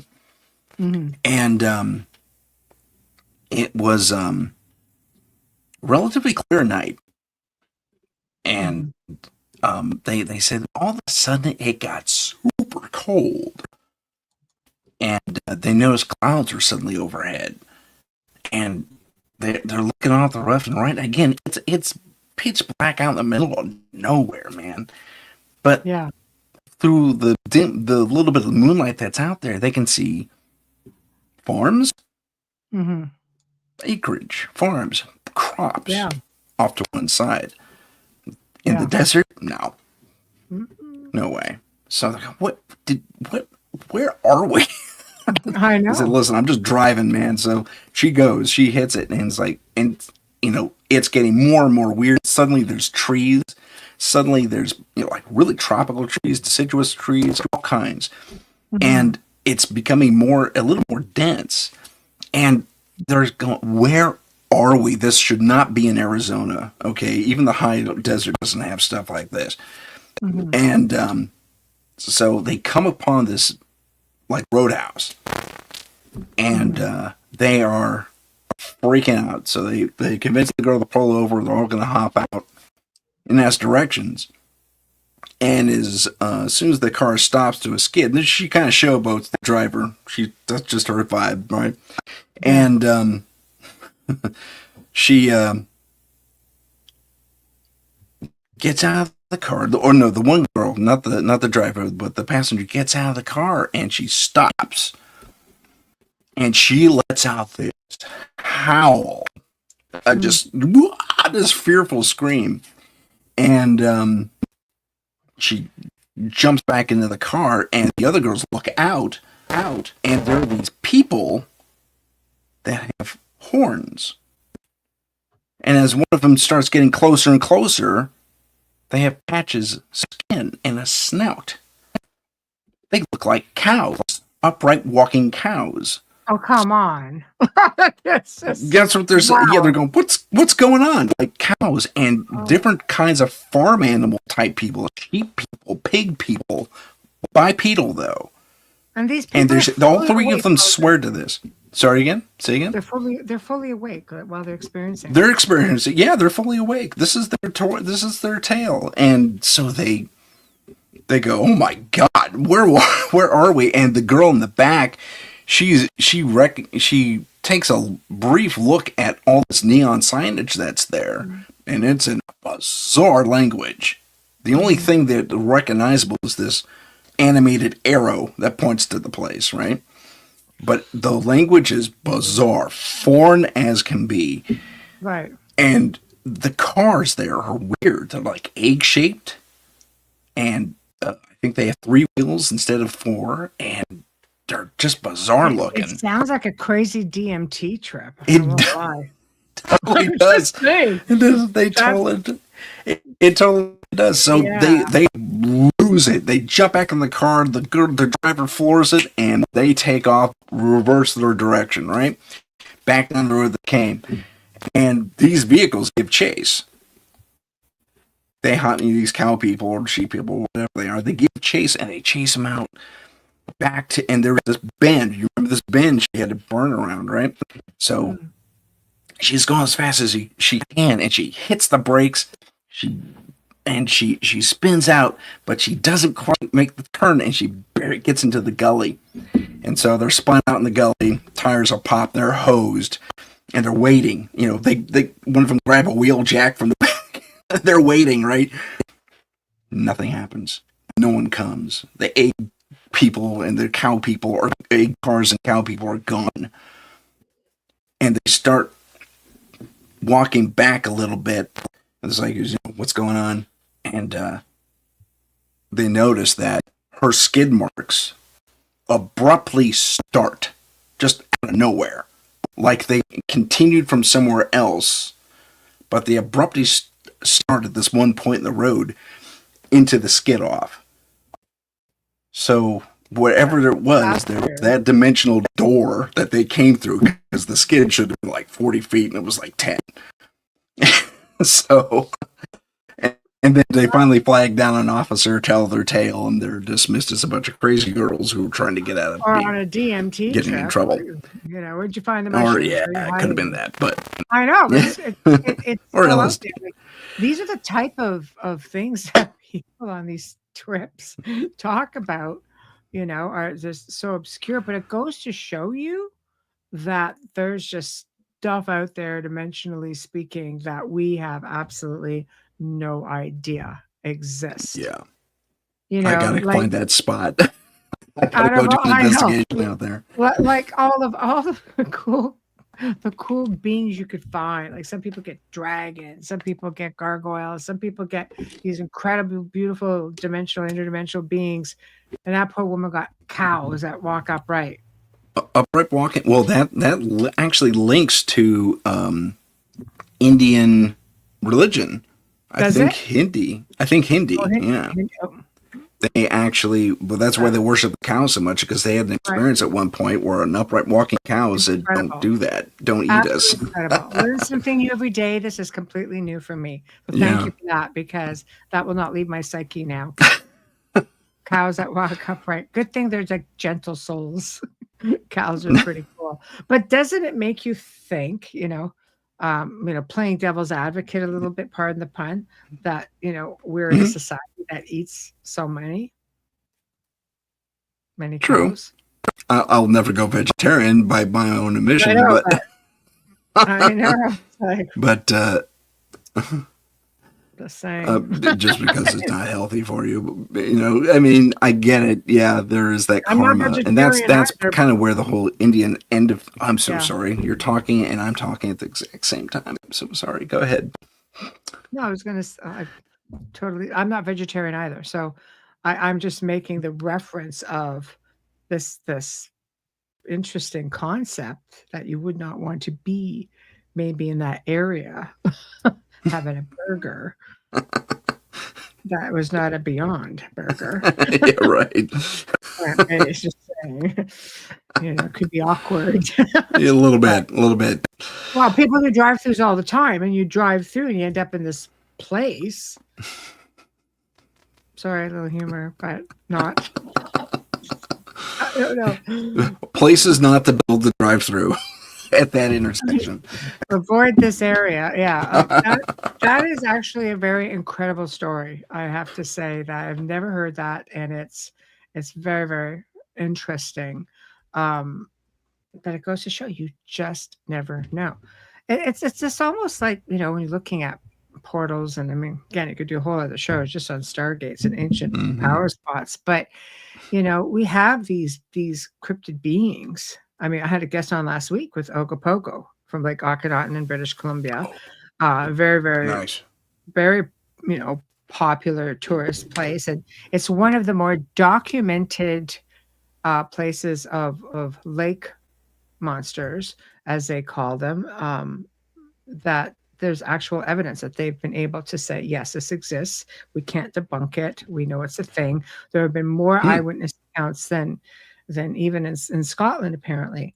But it makes you think, like, where, but this does into the ocean too. So it makes it a bit more plausible. But Yeah. I mean, are they coming through portals? I mean, there are air beings, like dragons have been seen by people. Yeah. These go back like hundreds and hundreds of years, thousands of years. So it's like, they're not necessarily just staying out in a cave, maybe back in the day, but now with the air traffic and such that we have, there's just no way. But people are still reporting them. Makes sense. I mean, I for as far as dragons and the like go, I tend to lean more toward alternate reality or alternate dimension. Yeah. But they're finding their way here. They're finding those doorways somehow, whatever we want to call them. They're slipping through. It could be like you were saying before. Yeah, it could be like you were saying before, that it's frequency. You emit the right combination, you can do pretty much anything. There's a guy in Arizona who apparently opened up a complete. He's in the middle of the desert in Arizona. Arizona again. How about that? Yeah. He uses a sound. He uses a speaker to generate certain frequencies and opens up that portal. He disappeared incidentally. But when he opens the portal, and I'm a visual effects guy. I mean, I'm a filmmaker, so I know about this type of stuff. Yeah. If this was done through any sort of visual effects, it was probably one of the most amazing things, especially at the time, because this was way, way early. This was early 2000s, late 90s, something like that when this happened. And the CGI just wasn't there yet. But this guy actually pans his little camcorder rather, Mm. around this thing, and it's a globe of an opening. So, and you Mm. can see the variations of the beach. And he's in the middle of the desert in this alternate dimension. He's on a beach. Cool. All right, that works. Mm. Yeah, But I don't know. It's crazy. because that whole area was ocean at one point or another. So maybe he's looking at a different time. Maybe he's looking at an alternate dimension where it never evaporated. Who knows? Hmm. But the angles he gets and the matching parallax. If this was created, generated, it is one of the most masterful jobs I've ever seen. Mm. And a lot of special effects artists watch that same video and say, wow, dude, this guy must have taken years to put this together, if it is fake. Hmm. So, Yeah. but the thing is, given the level of technology he had, Hmm. he couldn't have necessarily faked it. Not really. Not without leaving a major trail as far as a supercomputer to run the stuff. Not a supercomputer, but, a more advanced machine. Yes. He didn't have that. He barely had a functional laptop that was even of the era, Yeah. So he didn't have the equipment to pull this off. He didn't have the friends or contacts to pull this off. Hmm. He just didn't have the ability to pull this off. So Yes. Nowadays, that's what I like. When you're finding old film that goes back, to like few decades before the digital era, before AI, obviously, and you're looking at things going, okay, this is definitely something. Do you think we're just too quick to try to debunk? Because there have been some interesting photos that have come up, and people right off the bat are just like, nope, nope. They're too quick to say doesn't exist. It's Right. not real. But there's a couple of pictures that obviously are going through my head that I know of where they've been examined by people who know what they're doing with photography. Like, this is real. Why are we so quick to debunk everything? I think it mostly in this day and age, it's about the more immediate reputation getting damaged. If you agree to something too quickly, you're just a pie in the sky believer, super believer. It's like you don't care if there's alternate explanations. Mhm. With me as a paranormal investigator and yourself as well, I know we both take a more critical, measured approach to things. Oh, that's cool. Can I think of other ways that can be done that is not, can fake that representation of what it is we're witnessing. And I think that's just a good practice as far as it's not necessarily the kindest practices. A personable personality, well, being personable. Oh my gosh, I can't talk. Goes, Yeah. but it is required. I think, especially in this age, especially they have AI, where it's getting better and better and better and better every It's single day, practically. It's true. It's true. Right now, we can tell the difference from as like an AI generated picture. But let's talk about Polar Nights mentions The Simpsons. Let's talk about that rabbit hole for a minute. Oh, dude. Okay, go. Yeah, Yeah. right? The Well, Simpsons. talk about what a phenomenon, really. And I don't even watch them. Ever since they hit the 20th anniversary, I stopped watching because I think the writing kind of dipped. But They call Simpsons it. in Tomorrow's Date. I don't know what that means, Heidi. Ah, that's just one. The things that they predict, we have to ask ourselves because they do it. You often see them say, "Saw it on The Simpsons," and I'm like, "Come on!" I don't watch the show, but I watch the Yeah, neither do posts I that come anymore. up, and it's like, what is that about? Where is that coming from? Yeah. The Well, the you also creator have of to the take shows. into effect. Yeah, yeah, yeah. Well, you also have to take into effect that they do draw from a lot of conspiracy theories. I said in single quotes. So Mhm. maybe, and we've seen it, especially lately. We've seen more so-called conspiracy theories coming to Mhm. pass as actual fact, which Mhm. is bizarre in and of itself. So it doesn't really surprise me that The Simpsons took a conspiracy theory, played it out on a lark, from that perspective of trying to be entertaining and funny most of the time, and actually hitting things on the mark. But they're not always conspiracy theories. They're predicting things that are happening, like planes falling out of the sky. We're Hmm. not experiencing that somewhat. All these accidents, Yeah. all of a sudden, I'm sorry, there it is. You're kind of like, there are things that happen that go beyond conspiracy. But even when you look at conspiracy, I mean, it's a term invented by the FBI in the 70s to try to discredit people who are catching on. Hmm. And I always joke. I'm just like, "Yeah, let me get my tinfoil crown on. I'll show you some conspiracies," right? Like, that's a whole other show in itself. Oh yeah, But for sure. but, we just have to ask ourselves, like, there's some pretty interesting situations out there that leave us sort of scratching our heads going, "Okay, how could they have known that?" Well, there's the other side of that says that they are in the Hollywood system, and Hollywood has often been used as a conveyance to put certain, we'll call it Yes. propaganda, out there to Mhm. kind of gently expose us to serious things. Yes. And we've Well, it's seen all about that to be, symbolism. Some of it's yeah, obvious, but some of this is yeah. plain out, you know, predictions. It's just having Hmm. future visuals, and next thing you know, you know, or it's maybe there's somebody out there watching with The Simpsons too. To start, I don't know. As my logical brain going, come on, there's got to be something obvious that we're missing, but it Right, is right, pretty right. interesting. It is. It really is. Mm-hmm. There, yeah. Wayne put it pretty succinctly, hiding in plain sight. Yeah, for sure. 100, I think that's 100%. absolutely true. Or So, I think that's pretty okay. true. But do you have any more stories, or do you want me to share the last two that I have?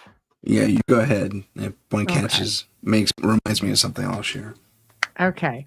So there was a man named Roger, and again in Wales. It's got so many of these come out of the UK. We need to ask ourselves what's going on in the UK.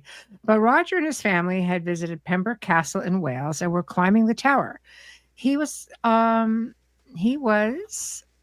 ahead of his family, a flight or two ahead of his family before he reached the top. He looked out over the river and saw it was full of medieval ships. He had assumed that there was a festival going on, and when his family reached the top, they could not see what Roger was seeing. So here you have a situation where there's something occurring. These ships are obviously, Yeah. the big enough boats, as they call them, but, floating around in that harbor near this castle, yet nobody else could see it but Roger, which is very interesting. Yeah. Um, Again, situation on Bold Street in Liverpool, which is very, very popular, but the whole street, okay, for those who want to go to the UK, here's your chance to just kind of slip into a time vortex. The whole street is considered to be a time vortex, much like Really? many locations in the world, like the triangles of the world that there are. And many people have reported having crazy experiences on this street. So we're going to call this guy Frank and his wife Carol. We're visiting this famous shopping street in July of 1996. Frank wandered off on his own and noticed that he entered into a strange oasis of quietness and noticed a small van that looked like it was from the 1950s with the name Kaplan's on it. He went into the bookstore he was searching for, Mm. but the name was Cripps, not Dillon's. So that was different as well, which was full of women's handbags, not books, definitely not up his alley. So he proceeded to look around and noticed he was surrounded by what seemed to be 1940s fashion. He walked into the store, which went all the way to the back and to the being with the bookstore, which he was looking for. Like it was just totally changed. But just by walking into this area, and then all of a sudden it's like this time warp just happened. So Wow. this happens to a lot of people, right? Mm-hmm. So that's the end of that. I know. Isn't that the great? with regard to the tower in Mhm. Wales, that's it. That is extremely interesting. That only he could see those ships. Yeah. I mean, that would be Hmm. well. The kind of likens me to me and the psychic on my team, JJ. She can see things that I cannot. Yes. So So are maybe you she saying has maybe that. yeah, mediumship? Could he have Yeah, been a medium? to one degree or another. Yeah. It Maybe could have been the just, medium, but his brain was able to yeah, process all this additional information that his family yeah. couldn't. That would make sense to me. My So logical brain goes, yes, that makes sense to me that he has these visionary, clairvoyant capabilities and he could see all of this stuff, whereas the yeah, family's like, what? We don't see anything, well, it could be a right? form of psychometry. You know, he was touching the Mhm. stones and the rails and all that fun stuff, so he probably Yeah. saw what was going on back I in the like day. that one as well. Like stone retains so much memory Especially and ancient stone with a sound. lot of lime work in it. Absolutely. Yes. Yes. So I can completely see that. That's why sometimes you can go, into certain places. I've been so fortunate to have been able to travel the world to so many different places. And I always feel like I want to touch like the stone or buildings. I'm ridiculous. I have to touch it all. But you do feel that frequency and those Yeah. vibes. But if you go to cathedrals and such, you can hear sometimes you can hear chanting. And scientists have actually done experiments with these sort of things and put recorders in there and they've been able to pick up recordings, just residual. So are we dealing with residual or are we getting it from the structure itself? I think it's been absorbed by the structure and it's just playing back as a Mhm. residual, Yes. And personally. see, ancient pottery has been able to do that as well. People have picked up pottery that's like thousands of years old.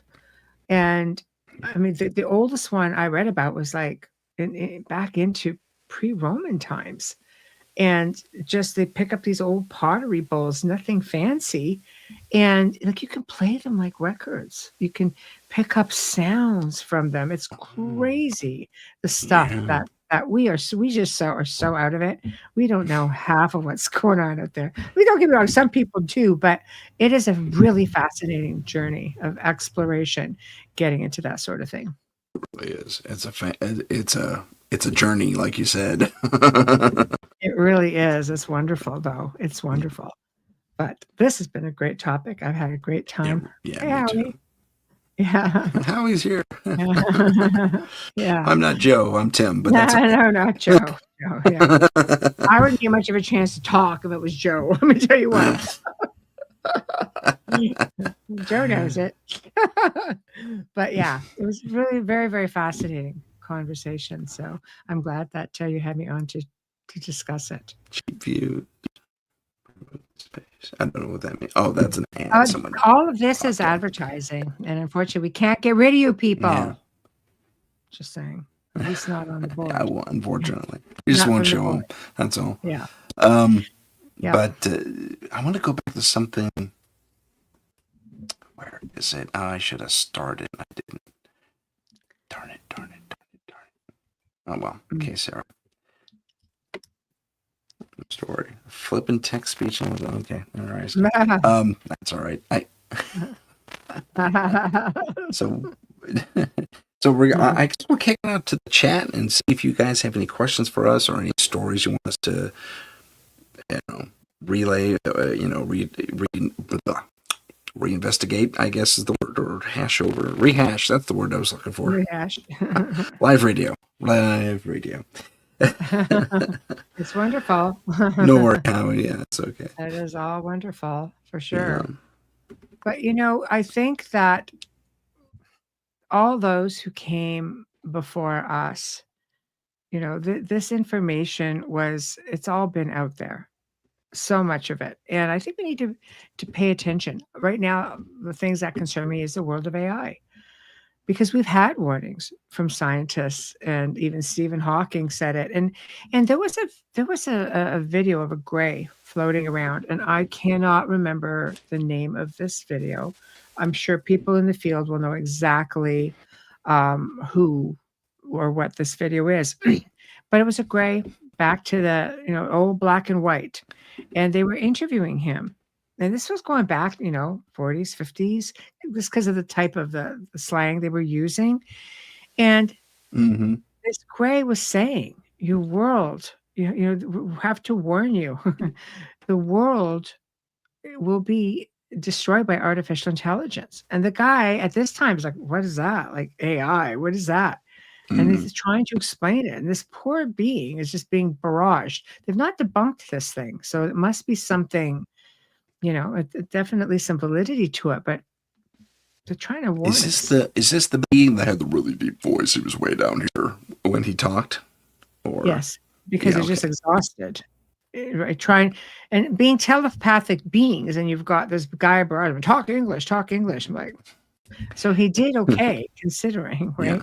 Yeah, I guess with the language barrier, but very, very, very sad, But maybe this yeah. is something that we need to heed, and we should not be embracing it so quickly.